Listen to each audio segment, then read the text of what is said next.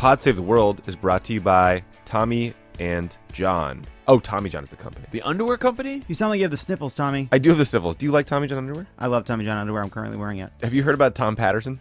We talked about him yesterday. He was just a normal guy who got so frustrated with the fit and feel of his undergarments that he decided to just buy a blade do factory. something about it.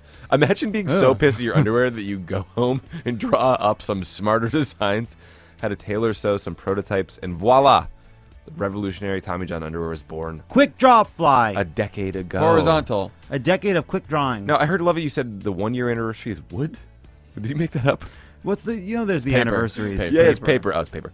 I'm getting Emily a piece of paper for our anniversary. Cool. Since Tommy Two Times Patterson made the new underwear, he sold 5 million pairs of Tommy John. That's cool. More than 500,000 guys have made the switch to Tommy John.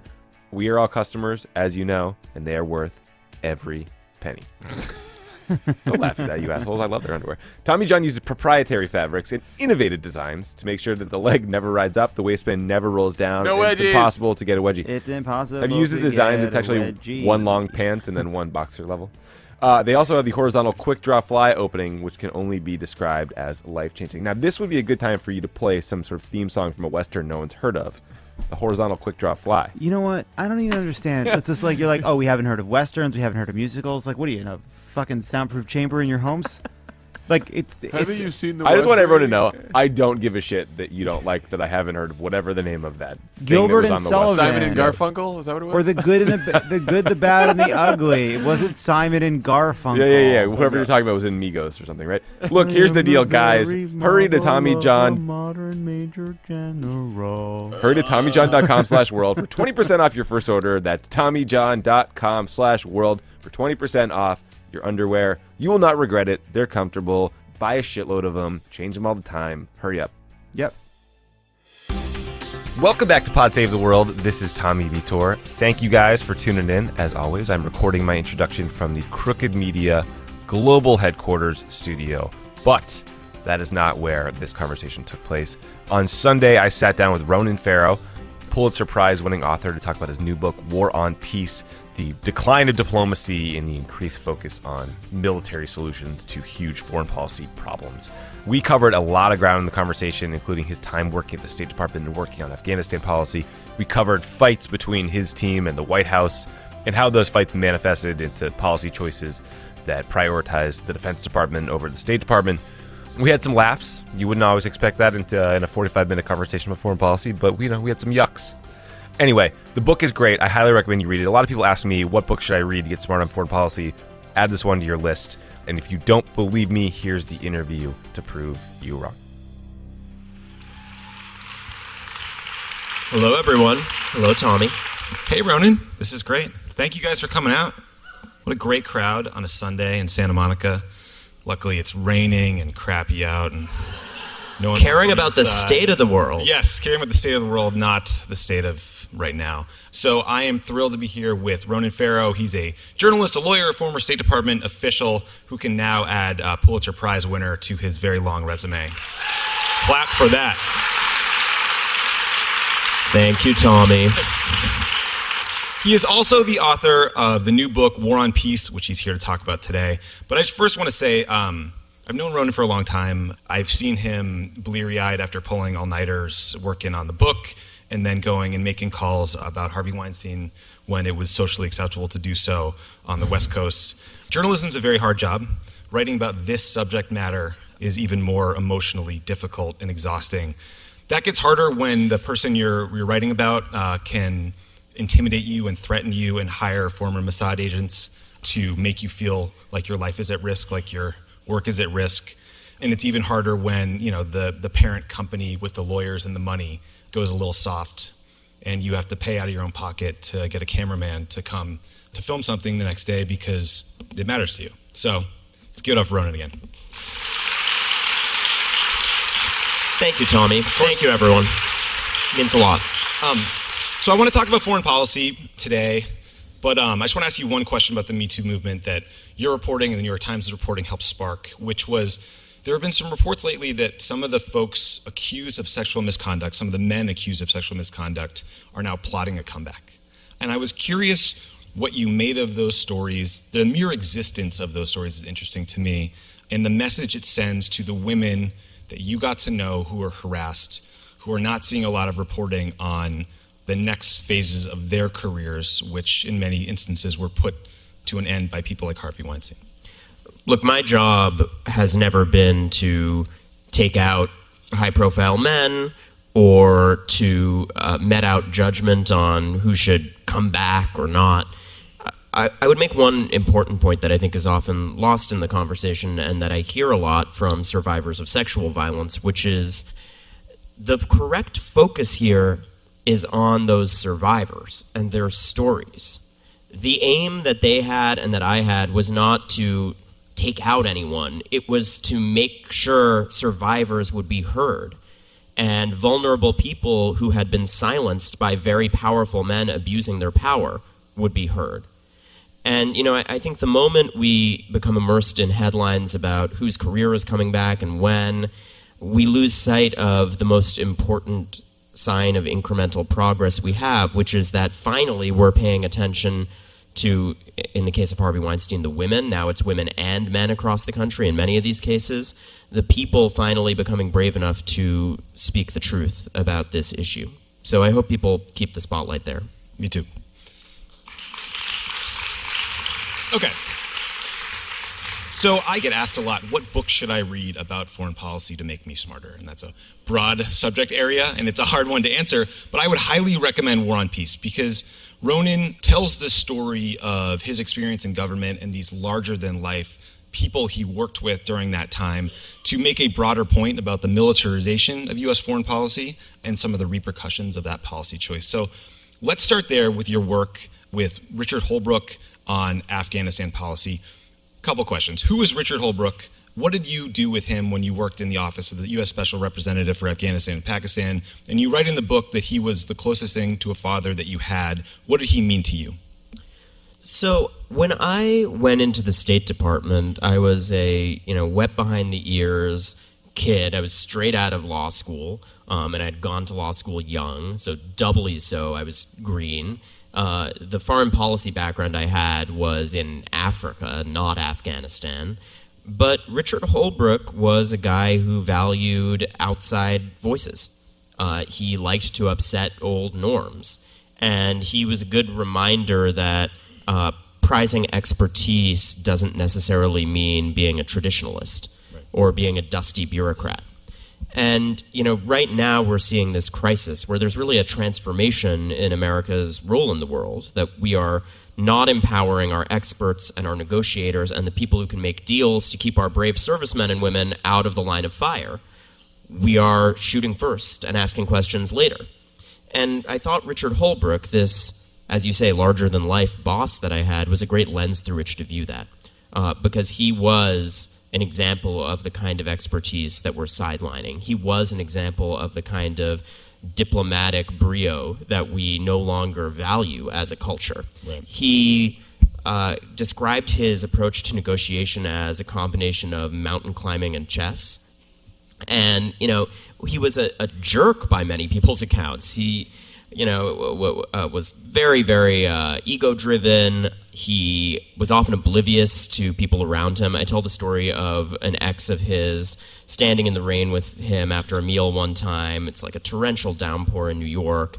There's no cabs, and they wait, and then finally a cab comes, and he hails it, and he gives her a peck on the cheek, and then jumps into the cab himself and leaves her there in the rain.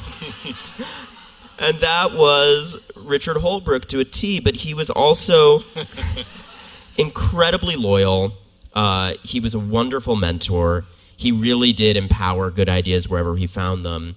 And he spent his last days decrying to me and others around him, and in secret recordings and memos that he sent to Hillary Clinton that I'm making public in this book for the first time, the trend that is the foundation of this book. He said that the review process in the Obama administration of Afghanistan was overtaken by what he called millthink, that the White House was crowded with celebrity generals and there wasn't room for peacemakers to ever enter the process. He wasn't being heard, and yes, there were these political reasons that he was a difficult guy, but also there was a fundamental shift where between the last time he made peace in Bosnia and this last mission, we became a nation that doesn't value the thing that he does that is so important to our country. Yeah. In the office that you guys worked in, their whole goal was to get to peace talks, to get a negotiated settlement, to end the war. And it's notable that that office doesn't exist anymore under the Trump administration. I was back at the State Department recently, and it has been replaced by a counter-ISIL office, which is a much more tactical and kind of military conversation that's happening there. And kind of being handled in some other parts of the government, too. Oh, yes. Yes. There's some money going towards counter-ISIL. I think even more so than in the case of Afghanistan early in the Obama administration, where Richard Holbrooke at least had this team and was banging his head against the wall in a fairly high-profile way, trying to get his voice heard and diplomats and experts involved in the policy process. Now you really have, on ISIL and a whole range of other issues around the world, a conversation where we've just kind of ceded it to the Pentagon wholesale. Yeah. Back to the SRAP office, Holbrooke's office, one of the most important things they tried to do was get to peace talks. And they were incredibly close-held secrets. It was a compartmented code word level program, which is, a small people know about these talks because they are so secret, they're so fraught. They had to be conducted in places like secluded villas in Bavaria, like all the KG spy stuff you have read about. You need to develop a process to even figure out, is this human being sitting across from me able to speak for the Taliban? Can you tell us about those talks and introduce everyone here to a character in the book named A-Rod? Yeah, so the Taliban talks, as Tommy was saying, were completely verboten to talk about in the public space. We had to all kind of pretend this wasn't happening, and Richard Holbrooke, who believed that we would never fully win militarily, that we had to use a combination of military might and diplomatic endeavor to bring people to the table and find some kind of a political settlement, however imperfect, because that is the only way out. That was an idea that was not embraced by the mainstream at the time. People were very politically frightened of it. The great irony of Richard Holbrooke's last failed mission and his last days and how silenced he was is that now a lot of people do accept that. It's a very mainstream idea now that we're not going to get out of Afghanistan without a political settlement. And, he nevertheless, even though it was not a well-received idea, persevered in making that kind of the top priority. And it was something of a moonshot, but he did make inroads. There were a number of occasions where those inroads were actively sabotaged by the White House and by the military. General Petraeus was dead set against this. A lot of large figures in the administration were. The Petraeus being opposed to peace talks surprised me, because when he was in Iraq as part of the team leading the Iraq surge, certainly the increase in troops helped get, to a much less fraught situation in Iraq at the time. But there was also a broad reconciliation effort where extremists laid down their arms. I would think that he would want peace talks. So the debate in a number of these places is between, they use these two terms to describe different things, reconciliation and reintegration. And broadly speaking, reintegration is you get the low-level guys and get them to lay down their arms. And reconciliation is a higher-level process where you're talking to the leadership. And what Petraeus says, and he's very frank on the record in this book, and he sticks to his guns on this view, is, I thought that yes, reintegration of these low-level guys was important, and we tried to facilitate that, but no, I didn't think you could ever talk to the high-level guys. And Richard Holbrooke disagreed on that. And I think, what many of the generals, including John Allen, who commanded the troops there for a while, now say is, yeah, we missed a huge window of opportunity where we had maximum diplomatic leverage because we had all these troops on the ground, and we could have pushed towards a political settlement, and we didn't, because of this opposition to Holbrooke, because of this waning power that diplomacy has. So we lost a lot of opportunities in Afghanistan, and in Holbrooke's story that you asked about, that culminated in conversations in secret in a Bavarian village with a guy named A-Rod, who was a Taliban representative, and as you say, it was very difficult to determine whether he was the real deal, and it took a lot of time, and at the very end, right before Richard Holbrooke died, as it turned out, they had their first kind of breakthrough meeting with him, and it seemed like there might be a chance to finally bring diplomacy back to the fore. Yeah. You mentioned the review of Afghanistan policy that President Obama ordered in 2009. The thinking behind that review was he'd already sent I think, 21,000 additional troops to Afghanistan right when we got there, because there was a concern genuinely that like the capital could fall, that major population centers could be overrun by Taliban, and we just needed to prop them up short term. His thinking was, before I send another 20, 30, they wanted 40,000 more troops to Afghanistan, we should fundamentally question, why are we here? What are our goals? What's the cost? What are the tactics? What are the strategy? That process included 10 meetings with the president himself in the White House Situation Room. And to get to 10 meetings with the president, that means countless other meetings under lower levels of the government to prepare for them. As you alluded to, that process also created enormous tension between Ambassador Holbrooke and the White House. Can you talk about that tension and how you think it impacted policy? And maybe is there a lesson there? One of the things that makes Richard Holbrooke such an interesting and compelling lens through which to view this phenomenon of the decline of the diplomat is that he had been a young diplomat decades earlier in Vietnam. He was a young Foreign Service officer stationed in the Mekong Delta, and at that time he saw yet another, first of all, tactically similar situation. You know, you have a safe haven across a porous border, a wily guerrilla enemy force that never seemed to quit, and more importantly, a military that kept pushing for escalation even so. And a White House, in his view, I think in both parts of American history, that wasn't hearing the voices from the ground saying, this is not working, we've got to stop. And so if you look back, he actually wrote one chapter of the Pentagon Papers where he articulated a lot of that General Westmoreland kept saying, we need more troops. And people like him on the ground were filing memos saying, this isn't working, we've got to pull out. I think while he was careful to draw a lot of sharp distinctions between these two conflicts, he really did feel the weight of history on his shoulders. Henry Kissinger in this book said, I think, an incredibly insightful thing, which is, and he said it in his deep Henry Kissinger voice. My accent work isn't the best. I thought it was pretty good. He sounds like he's just echoing directly out of Nixon's Oval Office. He hasn't talked to, a person my age in 50 years and he has no idea who I am. He was very gracious to give the interview. And one of the things he said was, that we have these politicians who are fixated on innovation and trying something new. And he leaned back and he said, from this great distance seemingly, it is one great American myth that you can always try something new. And he was talking about Richard Holbrooke in the Obama administration, that Holbrooke would come into these meetings you just described and say, well, here's how it played in Vietnam. Here's why we should watch out and be aware of the lessons of history. And it really alienated an administration that was, in a lot of ways, about new ideas.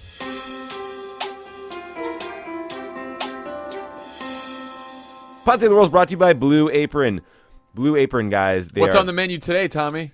Blue Apron is teaming up with Airbnb to bring you the best home cooking from around the world. Each week through May 21st, the menu will feature a recipe developed in collaboration with an Airbnb experiences host like Cece, a chef from Shanghai who makes incredible Kung Pao chicken, a beloved, sticky, saucy mix of crispy browned chicken and vegetables. Love it. Have you ever had Kung Pao chicken? Yes. Good story. Other meals include steak frites and roasted broccoli and lemon aioli. Maybe try the beef empanadas, John F., and roasted sweet potatoes and creamy zucchini. Blue Apron delivers... Where's the hoppy cheddar sauce?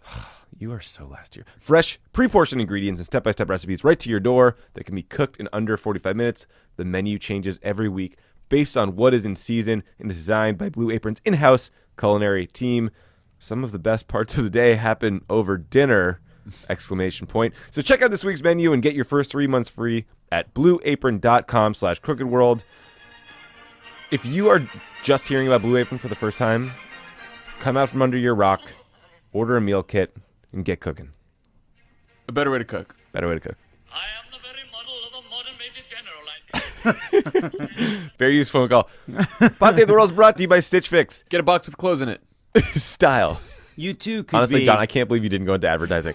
You too could be a modern Major General. Some of us have style. Some of us don't have style. But just because a sense of style seems elusive for some doesn't mean it's impossible to attain. There's no time like the present to discover that style you never knew you had. No time like the present or Victorian England. All you need is a little help from our friends at Stitch Fix.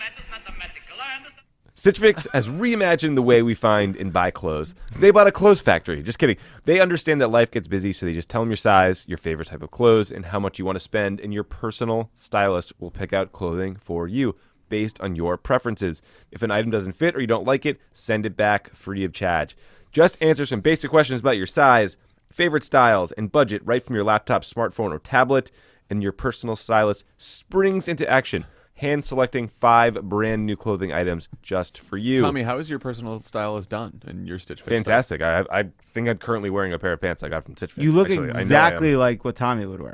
You will look as good as me because I know you think that a personal stylist sounds just like something only the rich and famous can afford, but you can too. Their It's styling not just fee, for modern major generals. it's only $25. Simple and quadratical, about Farrow theorem, I am teeming with a lot of news.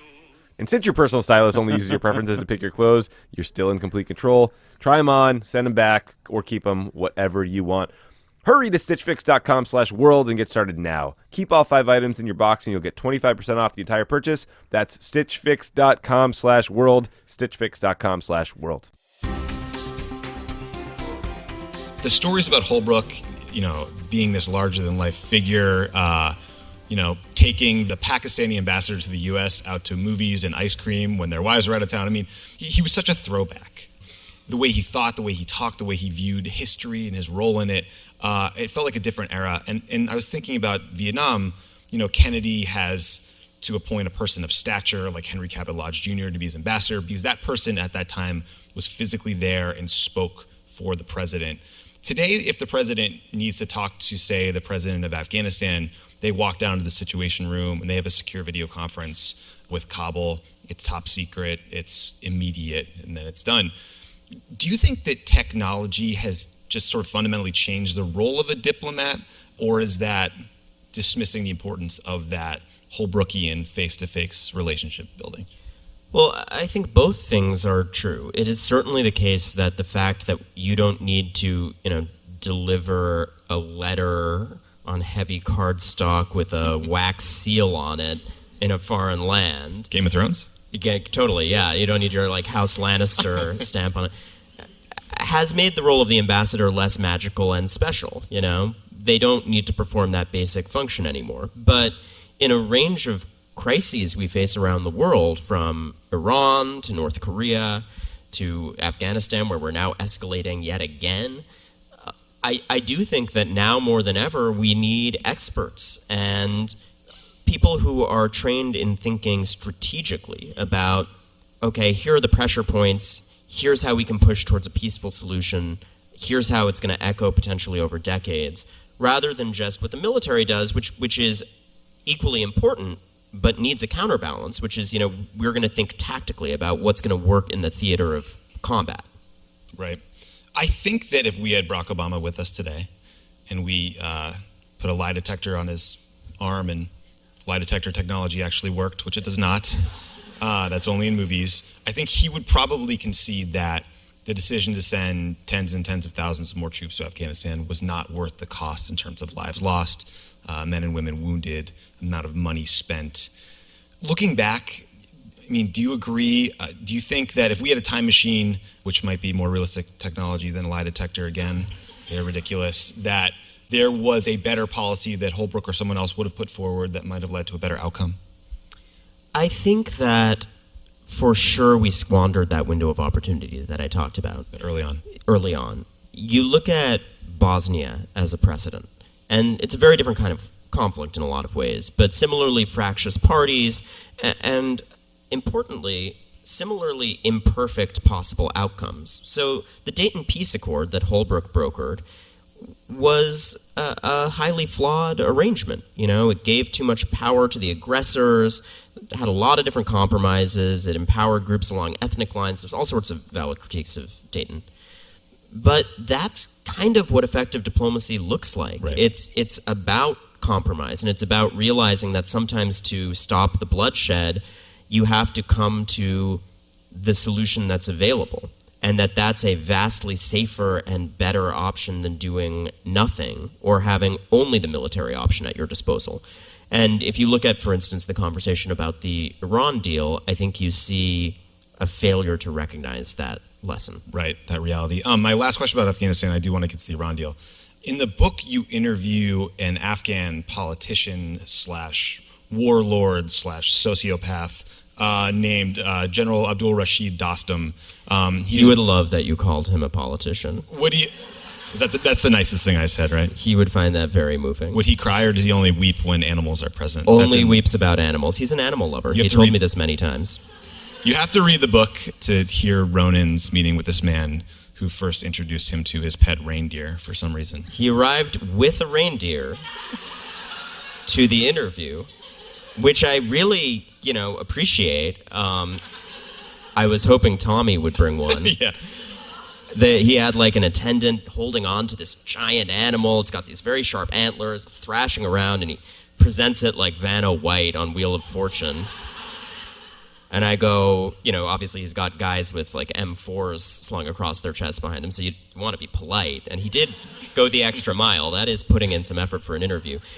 So I said, that's a lovely animal, General. So you fly to Afghanistan to interview Warlord Santa Claus because he has been a U.S. ally when convenient for him and when convenient for us over many years, and has done some truly horrific things during that time. Can you talk about General Dostum, like what that story of our support for warlords like him tells us about U.S. foreign policy and why we seem destined to make the same mistakes over and over again, not just in Afghanistan, but in places around the world? So I think what you see when the diplomats leave the room or are forced out of the room, a la Richard Holbrooke, is this pattern over and over again, especially in the years since 9/11, where you have a very different set of alliances that come to the fore. Because you're basically leaving the CIA and the Pentagon to have free reign and broker things spy to spy and general to general. Right. And I talk about the immediate period after 9/11 as a particularly acute example of that, where there was, understandably to an extent, given circumstances on the ground and the threats to our national security, no room for diplomacy or talk about long-term strategy. This was how do we win on the ground, and so really before there could be any kind of coherent policy process, you wound up with the CIA and Army Special Forces guys, descending into Afghanistan to find the old uneasy bedfellows that we had worked with during the Cold War and give them guns again. And it was very effective tactically in a lot of ways, and I tell that part of the story. But also, at what cost is the question I ask. And I think that when you lose that layer of diplomatic strategy steering a process, you wind up with examples like General Dostum, who over many years, off the back of our support, became deeply enmeshed in the power structure we had built in Afghanistan, became the vice president of Afghanistan, an alleged mass grave where he, evidence seemed to suggest, had killed thousands of prisoners that were unarmed and helpless, and dumped them in a hole in the desert, and then covered up the evidence later. There were multiple investigations under Bush and then under Obama that were quashed or kept secret. This was a problem that multiple American administrations just wanted to go away because we had this, military to militia bond that we really didn't have any power over him within. Yeah. You have a line in the book that I liked enough to write it down where you talk about, here's the line in the book: to suggest diplomacy over force in dealing with the regime that harbored the perpetrators of the 9/11 attacks was akin politically to proposing a national program of cannibalism in public schools. I've not seen a lot of recent polling on cannibalism, but I feel like in this particular time we're in, maybe it could make a comeback. We're getting there, yeah. But Trump tweets about it, and we're like all into cannibalism now. But your point rung true. 2 decades later, nearly 2 decades later, the politics around peace and around negotiations hasn't gotten easier. You look at the Iran deal, you mentioned it earlier. Trump's own Secretary of Defense, Jim Mattis, who is known as being very hawkish against Iran, believes it's in our interests. But support for the deal is a partisan issue. Trump wants to get rid of it. How do we fix that? Why are the politics of peace so much harder than the politics of war? Why do politicians have an easier time rallying the country, rallying Congress to invade places than they do to pass an imperfect peace deal, for example? Things going boom is easier to understand, and we have a very deeply entrenched, correctly, culture of celebrating the heroism of our war heroes, but not as much of a cultural understanding of what our peacemakers and negotiators do. And one of the things I hope people understand when they read this book, which is told through the lens of the personal stories of these brave men and women who strive year after year with shitty pay in dangerous places to make our world safer and American influence more robust. I hope people see those stories and understand that it's incorrect when people on the campaign trail kind of denigrate them as dusty bureaucrats who don't get anything done. Yeah. To be sure, the State Department, like a lot of government bureaucracies, is out of date and needs reform. And, we've been there before and successfully reformed it. That happened around and after World War II, and it was very effective that we poured new resources into the State Department and fixed it and cut a lot of the fat and created new offices that adapted to the changing world.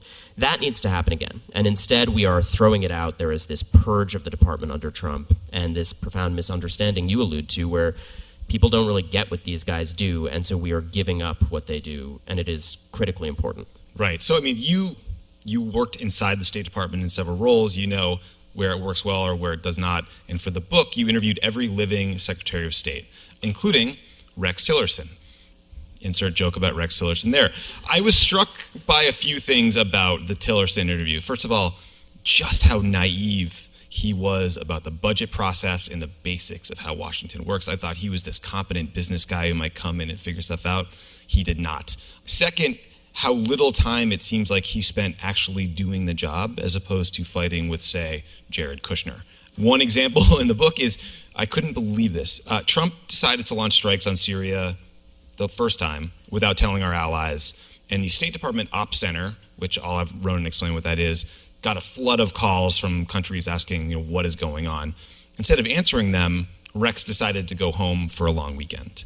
What did you make of Rex, your time with him, and his brief but pathetic tenure at the State Department? Not that I have an opinion on the subject. To Rex Tillerson's credit, he gave a fair amount of access and was pretty candid. I mean, I think the most candid we've ever seen him here in this I agree. Very, late in his tenure interview. And I think he knew at this point that the end was coming, although he was still furiously denying that it was the case.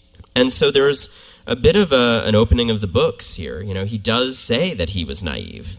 He doesn't use that word, and I don't think he would. To give you an example of the kind of personality we're dealing with here, I said, does it make you anxious that there are all these ambassadorships that are unfilled and all these jobs across your department that there's no one in them, things are not getting run because it's an empty building?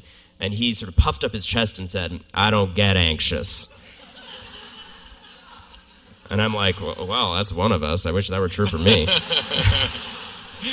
But he does admit that he was inexperienced. He said, when I first started defending these 30% cuts to the State Department budget, I was a month or two into the job, and I didn't really know that when you run a government agency, you're supposed to ask for more money, not less. Which, every living Secretary of State is on the record in this book, and not one said, yeah, that rings true. That's how you do budget advocacy. Yeah, I mean, you interviewed all these former secretaries of state, these diplomats. Their responses tend to be, surprise, surprise, diplomatic. That was not the case when you started asking them about Tillerson's decision to gut the State Department budget. Why does that worry them more than seemingly anything else he did over there? Well, so for any leader of our diplomatic corps that cared about the people, right, these men and women doing a very brave and important thing, this is a moment of heartbreak. Colin Powell is the example that we've talked about before and that really leaps to mind because he was so candid. And he said, we are ripping the guts out of the State Department. We are mortgaging your future. And for someone like him, who I think really believed in that workforce, to see them so sidelined and so denigrated and the State Department so empty, the concern is not just the effect that has now. It's that we have hobbled the foreign service. And when you do that, the flow of talent into it dries up too. So John Kerry talks about this at length. The problem is not the short term. You can get a next administration that comes in, and as the Obama administration kind of did in the second term, there was a course correction, and they spent a few good years saying, okay, diplomacy matters, and you wind up with the Iran deal for all its controversies. It is a substantive diplomatic accomplishment. The thaw-in relations with Cuba, the Paris Climate Change Accord, all of which is under threat now, but that's another matter. Right. The fact is, you can spend a few years investing in diplomacy and get large-scale accomplishments. The problem, though, is you won't have anyone to affect those goals if in 20 years the people who should be becoming ambassadors then just don't exist. Yes. And if you look at the numbers, that's what's happening. No one is joining the Foreign Service, let alone the best and the brightest, which is what we need.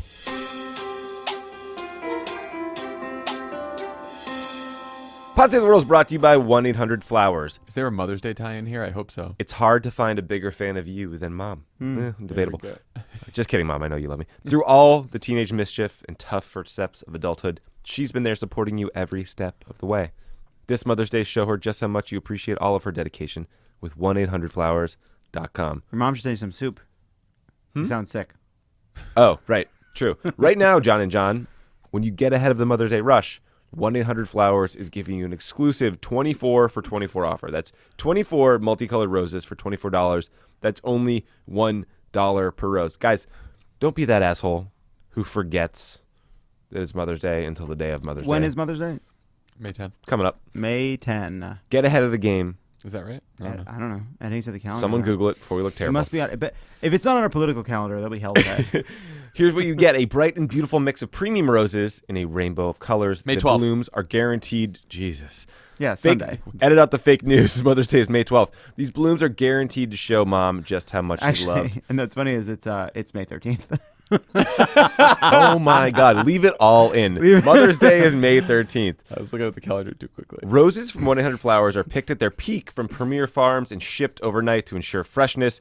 24 multicolored roses for only $24. What an amazing offer, guys! What an offer. But you have to hurry because it expires soon. Pick your delivery date. Hurry, 1-800-Flowers will handle the rest. You're Do not missing put it. this off. Order today. 1-800-Flowers.com. Click the radio icon and enter the code CROOKED. That's 1-800-Flowers.com. Code CROOKED. It's what Mom would want you to do. I think about this a lot, which is the military does big, flashy branding, right? They have flyovers at NFL games, despite the current president's takes on the NFL. CIA, as difficult as the intelligence community jobs are, they end up getting sort of lionized in movies and TVs. They're portrayed as cool and smart and sometimes crazy in Homeland. But at least, it seems like an exciting job. Diplomats, State Department officials are kind of absent from that conversation. What, you don't watch Madam Secretary on CBS? Oh, man. I literally just found out that show is still on. Incredibly successful show. So, Ronan, you're cool. You're young. Like, how do we make this... Thank you, Tommy. You too. You decided... You went to college when you were like 8 years old, and you graduated, and you could have done whatever the hell you wanted. Tommy, I was 11. And you're 11, and you went to the State Department. Like, why did you do that? How do we get the best and the brightest, as you said, the history of that term notwithstanding, to go into government? I hope that there is an understanding as we exist in a more and more militarized world that we all suffer if our first resort is military action. And we all suffer if the entire conversation about solutions to problems is affected by people who only know military solutions. And that's not a knock on our brave servicemen and women. I think effective diplomacy requires military might. But there is a universe in which these two important tools that the United States has at its disposal counterbalance each other. And all I can say is I hope that the upshot of it getting so bad, of it becoming a real crisis right now, that it will get more and more difficult to pull out of, is that we start realizing we've gone too far and pull out of the nosedive. And Mike Pompeo, I think, despite the track record as a dyed-in-the-wool hawk, despite the fact that he by the president's own retelling, has been selected because he's much more lockstep with the president than Rex Tillerson was. Right. Hope springs eternal. When you ask any whistleblower in this book, I think they are all praying that he pulls out of the nosedive. Yeah, because you can't teach someone Arabic in a couple months. Yeah. It takes some time. Yeah, that's right. Building up capacity is a hard thing, and restoring the integrity and prestige of a profession is a hard thing, and that requires real leadership. Yeah. Then my final question, then we're going to open up to the audience. So there is this seemingly real diplomatic effort happening right now with North Korea. The recent actions and comments by Kim Jong-un seem unequivocally hopeful. They could be trying to play us. They've done this before. But, I think we all want to lean into this. There are probably meetings happening right now with John Bolton, the National Security Advisor, Mike Pompeo, the Secretary of State, Jim Mattis, Secretary of Defense, about what to do. What do you think Richard Holbrooke would tell them to do if he were in those meetings right now? How would he attack this negotiation and get it over the finish line? Well, I'm not going to speak for the ghost of Richard Holbrooke. I'm sure he would have some impolitic thing to say, probably like from a bathroom, because I did my job interview with him in a bathroom while he was taking a shower and I'm on the other side of the door. This is how oblivious he was to other human beings. You should probably tell that story in full. I don't want you to yada, yada, yada that one. We went from the Secretary of State's office to his office at the State Department to his Georgetown townhouse, and he's lobbing hardball foreign policy questions about, Taliban negotiations and the flow of assistance to Afghanistan, and he just goes into the bathroom. He kind of leaves the door ajar. He pokes his head out and says, "I'm going to take a shower," and then keeps throwing questions at me. And this was his unbridled enthusiasm and obliviousness to other people thing. Hillary Clinton also told a story about how he followed her into a ladies' room in Pakistan during a briefing. So, whatever the ghost of Richard Holbrooke would say about North Korea, I'm sure it would be in an inappropriate setting and he would alienate someone in the process. But I also think that, without speaking for him posthumously, the legacy of what he achieved in Bosnia and what he tried to achieve in Afghanistan would be apt for the challenges we face in the Korean Peninsula. Mm-hmm. So, yes, is it possible that this leader-to-leader meeting pays off and is a great thing and nothing but? Sure. It's a complete gamble. And that's the problem. We are flying blind because that meeting is not embedded in any kind of expertise or strategy. So it could pay off, or we could get played terribly, and North Korea could get validated as a nuclear power, which is their fondest ambition. This is one of the wiliest diplomatic opponents in the world. They have lied to us before about these very same points that they're making sunny promises about now. I profoundly hope that we don't get played.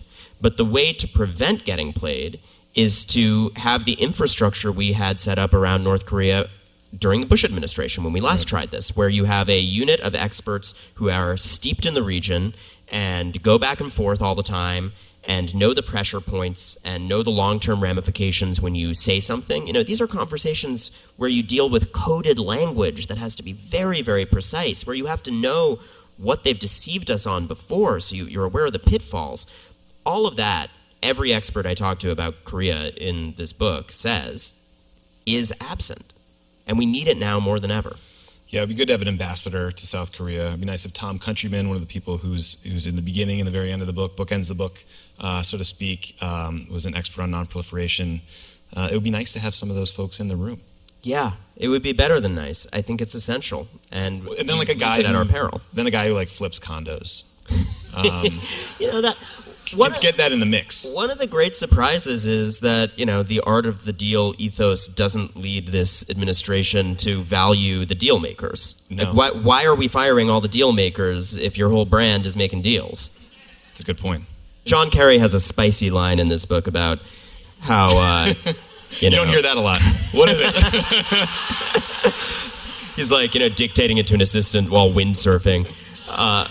Where he says, the art of the deal, he's given up all the deal makers.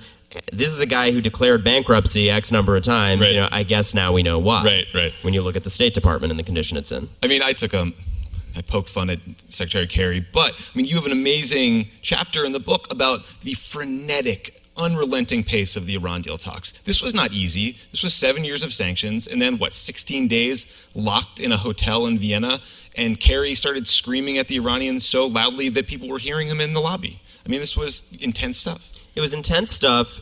I explain, why many of the questions around the Iran deal are very justified. It is, by design, an imperfect deal, and this goes back to a theme we've been talking about.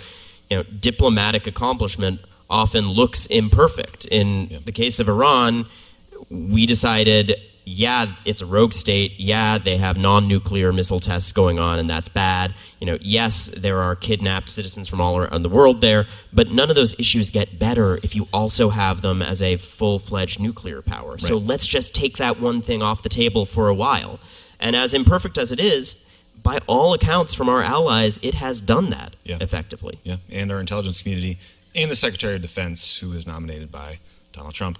So I hope when people read the story of John Kerry breaking a femur and Wendy Sherman breaking 4 bones, and I'm not really sure why, but they understand how much sweat and blood, literally blood, went into that deal and goes into deals like that, and how we need more of that, not less. That's right. Well, Ronan, the book is War on Peace. It is fantastic. Thank you for letting me ask you questions about it. Now I want to turn it over to these folks.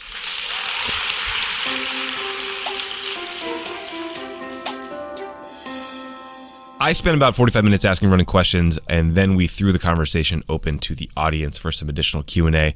There was one great question that I wanted to play for you guys, which was about how you balance human rights and foreign policy decision-making given all the equities at stake for the United States government. It was a good question. I thought Ronan gave a great answer, so I wanted to include that here. So here it is. Well, I'm glad you asked about that, because I think one of the most acute costs of what I talk about in War on Peace is that human rights concerns go out of the window. And yes, there are people at the Pentagon who care deeply about human rights, but really the main bastion of counterbalance on that issue, saying, hey, wait a minute, we should have a concern here, and it should maybe put a pause on our relationship with Warlord X. That Warlord X is not an actual guy I interviewed for the book, but realize it sounds like it. That should be part of the diplomatic conversation, and our ability to have negotiators in the mix who craft a long-term strategy enhances our ability to raise human rights concerns. And certainly in practice, it seems that when you let everything get run through the CIA and the Pentagon, you lose the arguments about human rights, and it becomes purely about expedience on the battlefield. And I tell that story in Afghanistan and in Somalia and in a bunch of other places that I looked at and went to for this book, and it's really quite chilling, and it really is a problem. I mean, this falls again into the distinction between tactics and strategy. It can be fine from a tactical standpoint if you're just looking at battlefield gains to completely ignore human rights for a while. But very often what you find in these places is that ignoring human rights comes back to bite us because of the ways in which it alienates people, because of the ways in which it empowers dangerous guys that we should have known were dangerous from the beginning, and because of the way in which that all becomes entrenched if you don't have a diplomat there saying, hey, I'm with the Office of Human Rights. Stop someone. Right. Yeah, I mean, I think Ronan does a really great job in the book of talking about how complicated this is. For example, our relationship with Pakistan is enormous, and there are a lot of equities there in terms of Al-Qaeda and other extremist groups, and there's a lot of military-to-military ties, but their military has also been known to conduct extrajudicial killings, murder journalists, murder human rights activists. And there's a provision in our law that says we cannot fund those units. And so there's a lot of looking the other way and whitewashing of these issues, but at the same time, if you really lean on the Pakistanis over EJK, extrajudicial killings, you might end up cutting off relations and not focusing enough on their nuclear weapons. So it's going to be complicated in North Korea. Like, I think the Iran deal is an example of where you can carve off one really important issue, nuclear weapons, and make the negotiation about that. And that's probably what they will do here. But that doesn't mean you have to say Kim Jong-un is a really compelling, wonderful guy when you know he has a concentration camp full of 100,000 people who are being killed. Yeah, and you look at the way this administration talks about strongmen and dictators, and you really feel the absence of experts talking about human rights in any way that filters into the Oval Office. Thank you. On that happy cheerful note. yeah. Thanks, everybody. Thank you all for being here. Appreciate it. Buy the book.